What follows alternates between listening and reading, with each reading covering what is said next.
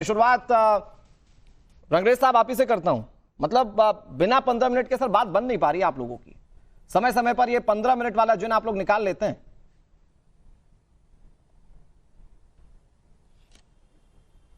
देखिए अनुरूप भाई, 15 मिनट से हमारा पुराना नाता रहा है और जिस तरीके से 15 मिनट की बात होती है तो जो और विपक्षी पार्टियां हैं वो एकदम उन आग बबूला हो जाती हैं।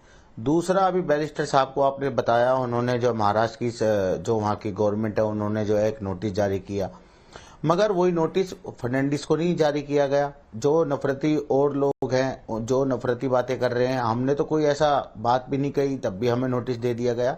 ये दिखाता है ये सरकार किस तरीके से भाजपा को खिला गई है। मुझे बताइएगा नोटिस में क्या लिखा था पुलिस ने? जब से बैरिस्टर साहब ने अपने हाथ में कमान संभाली। रंगरेज साहब आवाज आ रही है ना मेरी? मैं कह रहा हूँ नोटिस में क्या लिखा था पुलिस? देखिए वो तो बैरिस्टर हाँ, देखिए बैरिस्टर साहब ने उसको पढ़ा और सारी चीजें बता दी उन्होंने। क्या मैं बता देता हूं रंगरेज साहब, हो सकता है कि आपको ना पता हो, मैं बता देता हूं। उस नोटिस में लिखा हुआ था कि आपको ये ध्यान रखना है कि दूसरे पक्ष की भावनाएं आहत ना हो। जब कोई रंगरेज साहब उसमें लिखा था कि दूसरे पक्ष की भावनाएं आहत ना हो। देखिए धर्म युद्ध की आपको ये ध्यान रखना है कि नहीं रखना है कि दूसरे पक्ष की भावनाएं आहत हो रही है नहीं। अनुराग भाई, देखिए धर्म युद्ध की बात कौन लेकर आया चुनाव में? धर्म युद्ध कौन लेकर आ रहा है? वोट जिहाद कौन लेकर आ रहा है? लव जिहाद कौन लेकर आ रहा है? तो मैं तो इलेक्शन कमीशन को ऐसे दूरबीन से ढूंढ रहा हूं, कहीं इलेक्शन कमीशन मिल जाए जो कार्रवाई कर दे। इलेक्शन कमीशन पर आ गए, आपको नोटिस गया तो वो गलत है। हेमंता विश्वास और आप उम्मीद कर रहे हैं कि दूसरे बोल रहे हैं तो इलेक्शन कमीशन उनको नोटिस थमा दे।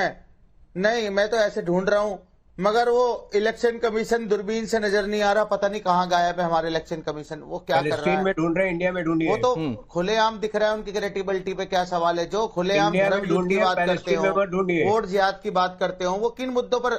नहीं, भाजपा मुद्दों पर राजनीति नहीं करना चाहती।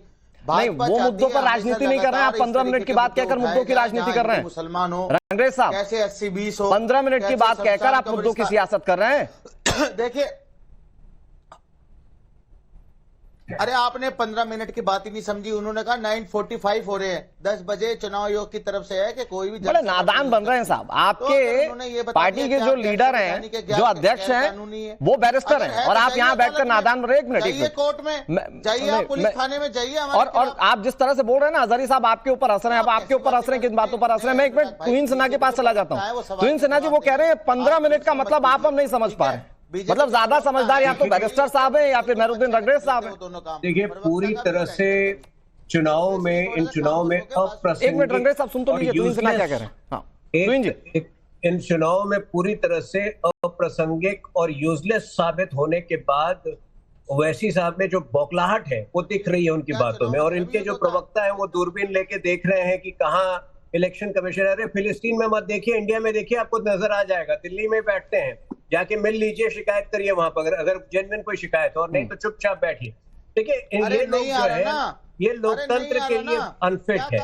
इनका एक ही पर्पस है, इनके जीवन का एक ही मकसद है कि वही रजाकार मानसिकता को कायम रखें जो आज से 75 वर्ष पहले जिसको हमने कुचला था और जिसकी नींव जो है इस देश से खत्म की थी। वही रजाकार मानसिकता ये आज भी जीवित रखना चाहते हैं और इसीलिए बार बार ये 15 मिनट लाते हैं। इनके प्रवक्ता है वारिस पठान, उन्होंने 15%, ये 15 मिनट की बात करते हैं, वो 15% वर्सेस 85% की बात करने लगे। देखिए इस मानसिकता से इनको ऊपर उठना लगेगा, लेकिन मैं बहुत ज्यादा आश्चर्यचकित नहीं हूँ।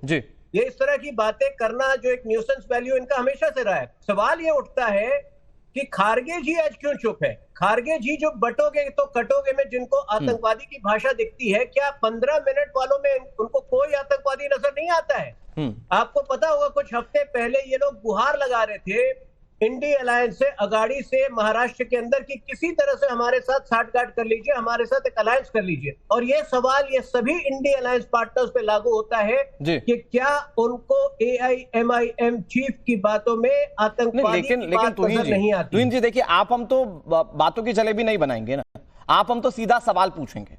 तो अगर हम सवाल पूछ रहे हैं, चाहे मैं हूं चाहे कोई और हो जो सवाल पूछता है AIMIM से, तो इस तरह के बयान चाहे वो अकबरुद्दीन ओवैसी ने दिया तब, या चाहे जब ओवैसी साहब दे रहे हैं तब, वो ये सीधे तौर पर कहते हैं कि हम तो ये कहना नहीं चाहते। तो क्या ये देश की जनता को या एक वर्ग को बेवकूफ समझने जैसा नहीं है कि आप कह भी सब दें और आप कह दें कि नहीं नहीं साहब हमारा तो वो मतलब ही नहीं था?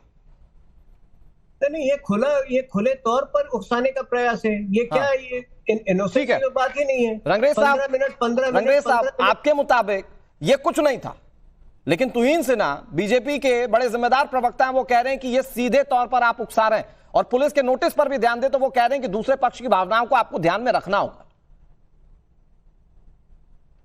रंगरेज जी, देखिए, मैं एक बात कहना चाहूंगा। अभी ये रजाकारों की बात कर रहे थे। जो रजाकार थे वो पाकिस्तान चले गए, जो वफादार थे वो हिंदुस्तान में रह गए। और 15 सेकंड है आपको देने के लिए, नींद उड़ा रहे, 15 मिनट पर बात और रही आपने जो ये 15 मिनट वाली जो बात है, 15 मिनट वाली जो 15 मिनट की बात जो चल रही है, उसमें 15 सेकंड की भी बात है, 5 मिनट की भी बात है, मगर उन बयानों को आप कैसे कहेंगे? नहीं साहब, मैं वही तो कह रहा हूं ना, आप 15 मिनट का जिक्र लेकर आएंगे, दूसरा पक्ष क्या चुप बैठे? आप ये चाहते हैं कि वो चुप बैठे? 5 मिनट हटा दो। नहीं, आप 15 मिनट की बात कर दें, मुस्कुरा दें, मजे लेकर चले जाएं, तो आप क्या चाहते हैं कि दूसरा पक्ष सुनकर चुपचाप बैठ जाए? अरे सुनिए अनुराग भाई, पिछले 12 साल में इस बयान को लेकर आपने किस किस तरह से इस्तेमाल किया है, क्या मुझे बताने की जरूरत है? उसकी हिम्मत और उस पर कैसे रिएक्शंस आए? हम हिम्मत रखते हैं।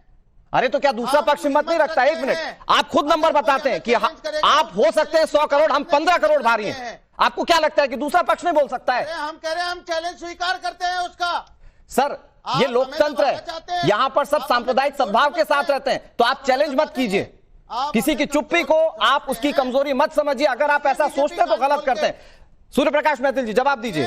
वो कह रहे हैं जवाब देने में वो आज भी सक्षम है, मतलब भाषा ही वही है कि 15 मिनट पुलिस हटा दीजिए, फिर बताते हैं क्या कर सकते हैं। धन्यवाद। पहले तो पूरे देश को भारत माता की जय वंदे मातरम। और रह रह के बदलते हैं दिन रात नए चोले, अंदर से बड़े जालिम और ऊपर से बड़े भोले।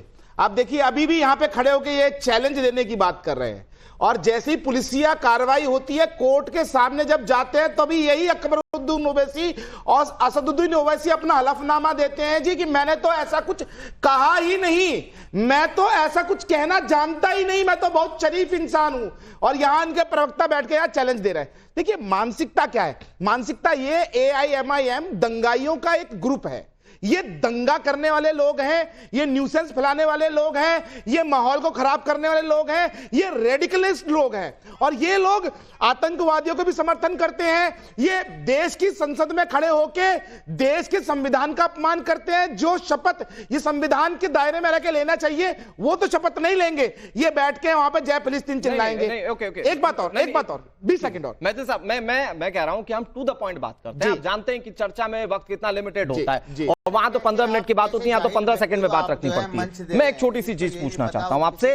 वो कह रहे हैं कि हमारा वो मतलब नहीं था, तो देश की जनता मतलब नहीं समझ पा रही, या गलत समझ रही है असदुद्दीन ओवैसी को, या वो मुस्कुराकर सब कुछ कह दे रहे हैं और वो ये सोच रहे हैं कि हम लोग इस पर कोई रिएक्ट ना करें? अनुराग भाई, असलियत तो यही है ना कि जो ये कहना चाहते हैं वो ये कहेंगे। हाँ। ये धमकाएंगे भी, ये मंच से चैलेंज भी देंगे। हाँ। और जब इन पे कानूनी कार्रवाई होती है तब ये हाथ जोड़ लेंगे, हलफनामा देंगे। एक और बात, ये जो बात कर रहे हैं ना अभी, देखिए इनका, अरे भैया सुनो, मेरी बात सुनो। अगर तुम्हारे में इतना ही चैलेंज है, तुम अपने वोट बैंक को उकसाने के लिए, तुम देश में माहौल खराब करने के लिए इस प्रकार की बात करते हो, तो मैं आपको चैलेंज देता हूं। बात का जवाब भी देना नहीं सुनिए, अरे मेहरुद्दीन रंगरेज, मैं आपको चैलेंज देता हूं असदुद्दीन ओवैसी और अकबरुद्दीन ओवैसी को, यहां से बैठ के कि भैया तुम जरा कोर्ट में हलफनामा दो ना कि हाँ हम तो 15 मिनट की बात करते हैं, हम देश के अंदर बहुसंख्यकों को धमकाने की बात करते हैं, हम ये कहते हैं कि पुलिस हटाओ 15 मिनट के लिए, फिर हम बताएंगे कि हम क्या कर सकते हैं क्या नहीं कर सकते। वहां जाके कहा है आप लोगों की लुटिया डूब जाती है, वहां